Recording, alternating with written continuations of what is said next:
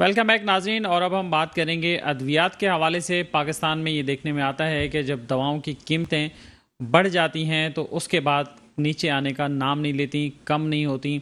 और उसकी वजह फार्मास्यूटिकल मैन्युफैक्चरर एसोसिएशन ये बताते हैं कि उनकी जो कॉस्ट ऑफ प्रोडक्शन है वो बढ़ रही है, गवर्नमेंट के टैक्सेस देने पड़ते हैं और टैक्सेस भी बढ़ रहे हैं। लेकिन अब एक अच्छी बात ये हुई है कि हुकूमत ने जो ड्यूटी है वो जीएसटी 17% से कम करके 1% कर दिया है रॉ मटेरियल के इंपोर्ट्स पर। फार्मास्यूटिकल इंडस्ट्री में रॉ मटेरियल भी एक इम्पॉर्टेंट उसका जुज़ होता है, जैसे दीगर इंडस्ट्रीज़ को भी ज़रूरत होती है। तो इसी तरह जो रॉ मटेरियल बैरून मुल्क से मंगवाया जाता है उस पर 17% जो है वो टैक्स था, जो कि अब कम होकर 1% हो गया। लेकिन इसका फ़ायदा हमें आम लोगों को होगा, क्योंकि इसका फ़ायदा देखने में उमूमन नज़र नहीं आता। जो चीज़ें जिनकी कीमतें बढ़ जाती हैं वो उसके बाद उसमें कोई कमी देखने में नहीं आती है, बल्कि फिर प्रॉफिट मेकिंग का एक ऐसा सिलसिला शुरू होता है कि गरीब मरीज़ों की फ़िक्र ना तो फार्मास्यूटिकल कंपनियों को रहती है और ना ही हुकूमत को रहती है कि वो इस तरफ तवज्जो दे कि महंगाई में, इतनी महंगाई जहाँ एक तरफ बढ़ रही है वहाँ अद्वियात की कीमतों पर भी नज़र सानी करे, उसको देखे कि क्या ये कीमतें एक आम गरीब मरीज़ की दस्तरस में हैं या नहीं हैं। इस हवाले से हम बात करेंगे। टेलीफोन लाइन पर हमें ज्वाइन किया है जनाब नूर महर साहब ने, जो कि प्रेसिडेंट हैं पाकिस्तान ड्रग लॉयर्स फोरम के। अस्सलाम वालेकुम नूर साहब। जी वालेकुम सलाम। नूर साहब, ये बताइएगा कि क्या सूरत हाल है? अब 17% से अब 1% पे आ गया है टैक्स, तो इसका फ़ायदा होगा आवाम को या माजी की तरह इसका कोई फ़ायदा आवाम को नहीं होगा, बल्कि जो फैक्ट्री मालकान हैं, जो फार्मास्यूटिकल के मालकान हैं, उनकी जेबें ही भरती रहेंगी? इसका फ़ायदा होना तो मरीजों को चाहिए, लेकिन तो फार्मास्यूटिकल क्योंकि बहुत ताकतवर हैं, वो उनके जो मुनाफा जात हैं 2015 में जो ये मार्केट है 4 अरब डॉलर की थी, तो इस वक्त जो है 12 अरब डॉलर की है। तो अब मसला ये है कि ये इजाफी टैक्स 17% जीएसटी जो है, एडवांस टैक्स जो है पिछली गवर्नमेंट ने लगाया था। लेकिन अब क्योंकि ये बिजनेस फ्रेंडली गवर्नमेंट है तो इन्होंने जो है वो 1% 17 से 1% कर दिया है। लेकिन ये तो एक बहाना था असल में फार्मास्यूटिकल कंपनीज के कि जी वो इतना एडवांस टैक्स नहीं दे सकते और वरना हम दवाई की कीमतों में इजाफा करेंगे। चले, अच्छा इकदाम किया गवर्नमेंट ने कि ये खत्म कर दिया। लेकिन इसका जो है असल जो हकायक पस पर्दा जो है, फार्मास्यूटिकल माफिया जो है वो अक्सर प्रेशर डालती रहती है ड्रग अथॉरिटी पे, मिनिस्ट्री ऑफ हेल्थ पे, कि दवाइयों की कीमतें आए रोज बढ़ती रहती हैं। पाकिस्तान में अनलकीली दवाइयों की कीमतों का कोई रिकॉर्ड नहीं है, तो दवाई कौन सी रजिस्टर्ड है इसका कोई ऑनलाइन रिकॉर्ड मौजूद नहीं है। तो आए रोज जो है कंपनी अपनी मनमानी करती रहती हैं। होना तो ये चाहिए कि ड्रग अथॉरिटी और सूबे जो है, जैसे सूबा सिंध है या पंजाब है, ये कम से कम बड़े सूबे हैं, तो इनको जो ऑफिशियल वेबसाइट है इन पे दवाई की कीमतें देनी चाहिए। लेकिन इससे भी जो है ना, अभी जो है 25% दवाई की कीमतें और बढ़ने जा रही हैं। उसका वजह यह है कि 2018 की ड्रग प्राइसिंग पॉलिसी जो है उसके मुताबिक जो कंज्यूमर प्राइस इंडेक्स, महंगाई की जो शरह है जो तकरीबन 25% के करीब जो है वो है, तो उसके मुताबिक अब जो 1 जुलाई से जो है फार्मास्यूटिकल कंपनियां जो है सीपीआई ड्रग प्राइसिंग पॉलिसी के तहत इसको ऑटोमेटिकली इसमें इजाफे की तरफ जा रही हैं। और अमली तौर पे जो फार्मास्यूटिकल माफिया ताकतवर है और मरीजों को एक नई लूट मार जो है वो शुरू हो जाएगी और आवाम की अमवात का सिलसिला जो है ना वो ना रुकने वाला सामने आ रहा है। नूरमर साहब, ये भी बताइए कि ये भी इतलात हैं कि मार्केट में कुछ 40 के करीब ऐसी अद्वियात हैं जिनमें कुछ लाइफ सेविंग ड्रग्स भी हैं, वो मार्केट में दस्तियाब नहीं हैं, शॉर्ट हैं। जब ये फार्मास्यूटिकल कंपनीज अपनी मर्जी के मन माने पैसे लेती हैं तो फिर उसको दस्तियाबी यकीनी क्यों नहीं बनाती हैं? असल में ये मसनूई किल्लत पैदा की जाती है और मीडिया पे प्रेशर डेवलप किया जाता है, क्योंकि जुलाई आ रहा है और फार्मास्यूटिकल जो कंपनीज हैं वो अपनी मिली भगत के तहत ऐसा कर रही हैं। और बाज़ दफ़ा तो इनकी मिली भगत में ड्रग अथॉरिटी के हुकाम भी शामिल होते हैं कि मसनूई किल्लत की जाए, अवाम में एक प्रेशर क्रिएट किया जाए और ताकि वो अपनी मनमानी कीमतें जो हैं वो कर सकें। और ये भी एक मिली भगत है इदारों की, फार्मास्यूटिकल कंपनीज की। तो इस पे अवाम बेचारी जो है वो पहले महंगाई मुल्क में बहुत है, एक दवा जो है वो अयाशी नहीं होती, वो जरूरत होती है, मजबूरी होती है। इंसान सबसे ज्यादा मजबूर जो है वो मरीज जो है वो इस सेहत की खराबी के मामले में होता है। तो उसमें दवाई जो है अब इस तरह के मामलात में तो बहुत ही ज्यादा मसाइल जो है मैं देख रहा हूँ اور لوگ مجبور جو ہوں گے، خاص طور پہ 2017 سے جو انسولین ہے اس کی قیمت ڈبل ہو چکی ہے. اس طرح دل کے امراض کی ادویات جو ہیں ان کی قیمتیں پچھلے 3 سالوں میں بڑھ چکی ہیں. پچھلی حکومت جو عمران خان کی حکومت تھی انہوں نے دوائیوں کی قیمتوں میں 12 دفعہ مختلف ٹائمنگ میں اضافہ کیا تھا. تو ابھی بھی جو ہے عملی طور پہ ایک مریض، ایک عام آدمی، ایک کنزیومر کے حق میں نہ ملک میں حکومت کچھ کر رہی ہے نہ فلاحی ادارے کر رہے ہیں.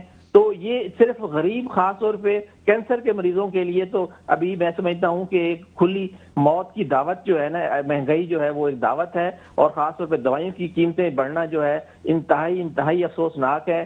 میں chief justice of Pakistan, chief of army staff سے ریکویسٹ کروں گا کہ مریضوں پہ رحم کرتے ہوئے ایسے اقدامات اٹھائیں کہ فارماسیوٹیکل مافیا کو لگام ڈالنی چاہیے، ادروائز جو ہے مریضوں کی اموات یقینی ہے.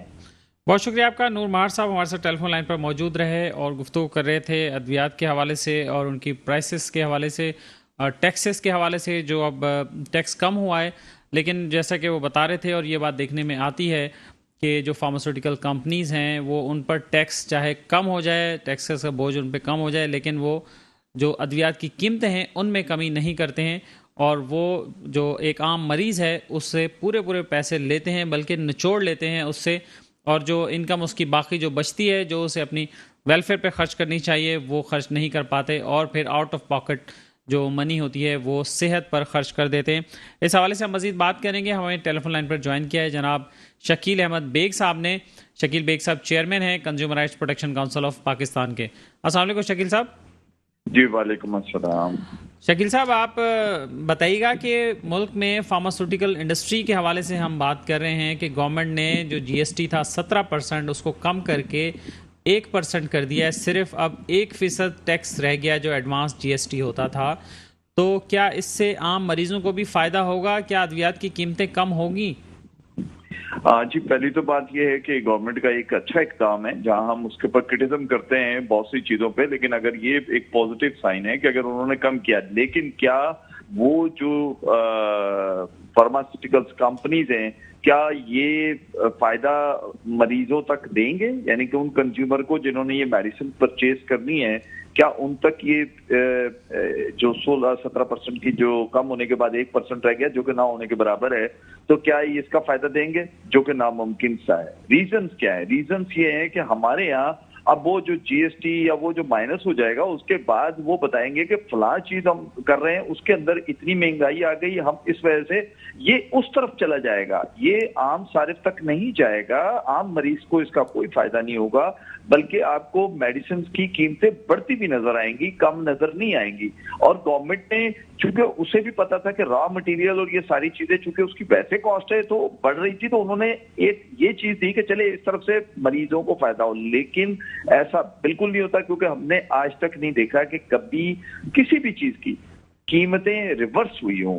بڑی ضرور ہے، کم نہیں ہوتی. پاکستان میں قیمتوں کو کم کرنا شاید میرا خیال ہے کہ اس کو انسلٹ سمجھا جاتا ہے کہ اس سے شاید کہ ہماری شاید عزت کم ہو جائے گی کہ ہم اگر قیمتیں کم کریں. لیکن میں یہ سمجھتا ہوں کہ اگر گورنمنٹ باقی چیزوں پہ ڈنڈا مار کر قیمتیں بڑھا رہی ہے تو اگر اس طرف کم ہوئے ہیں تو اس کے اوپر گورنمنٹ وہ اتھارٹیز کو جو اس قیمتوں کو کنٹرول کرتی ہے اس کو ایفیشینٹ کریں تاکہ لوگوں کو کم قیمت پہ 16% ایک ہینڈسم اماؤنٹ ہے اس پہ کم ہو کے لوگوں کو میڈیسنز خاص کر غریب مریضوں کو، کیونکہ اس ٹائم ایک چیز ذہن میں رکھیں کہ لوگوں کو کھانے کے جو لالے پڑے اپنی جگہ ہے، جو ہاسپٹل جا رہے ہیں تو وہ تو ڈیفینیٹلی بہت پریشان ہے. تو ایسے موقع پہ میں یہ سمجھتا ہوں کہ اگر یہ 16% 17% کا اگر کم قیمت پہ میڈیسنز ملتی ہے تو یہ ایک بہت بڑی اپرچونٹی ہے. لیکن مجھے نہیں لگتا کہ ایسا ہوگا، کیونکہ میں فارماسیوٹیکلز کمپنیز کو جانتا بھی ہوں اور ان کے ساتھ ہماری گاہ بگائے کہیں نہ کہیں کوئی گفتگو ہوتی بھی رہتی ہے. یہاں ایسا عنصر پایا جاتا ہے کہ وہ یہ ایک ہی ان کا ہوتا ہے کہ چیزیں مہنگی ہو رہی ہیں. لیکن اس وقت جب گورنمنٹ نے یہ اناؤنس کر دیا ہے تو میں یہ سمجھتا ہوں کہ اس کو نیچے تک اس کا فائدہ عام غریب مریضوں تک ہونا چاہیے. رائٹ. اور شکیل صاحب بس آخری بات یہ آپ سے پوچھنا چاہوں گا کہ پرائسز کے حوالے سے کیا صارفین کنزیومر کورٹ سے بھی رجوع کر سکتے ہیں؟ کیا ایسے کیسز ہوئے ہیں؟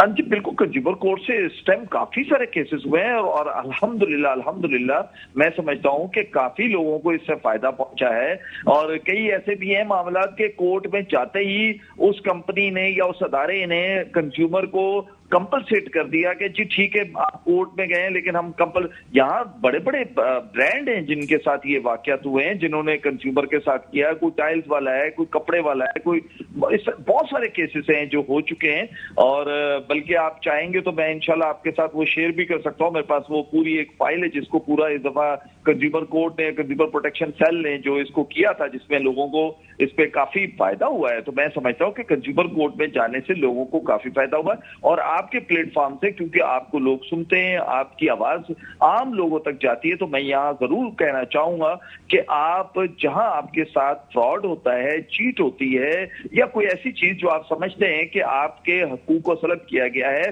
تو آپ ٹائم ویسٹ نہ کیا کریں۔ ٹائم ویسٹ کرنے کے بعد آپ کا کیس بیکار ہو جاتا ہے، اور اس میں کنزیومر کورٹ میں جانے کے لیے سیکشن 29(1) کے تحت آپ کو کوئی وکیل کرنے کی ضرورت نہیں ہے۔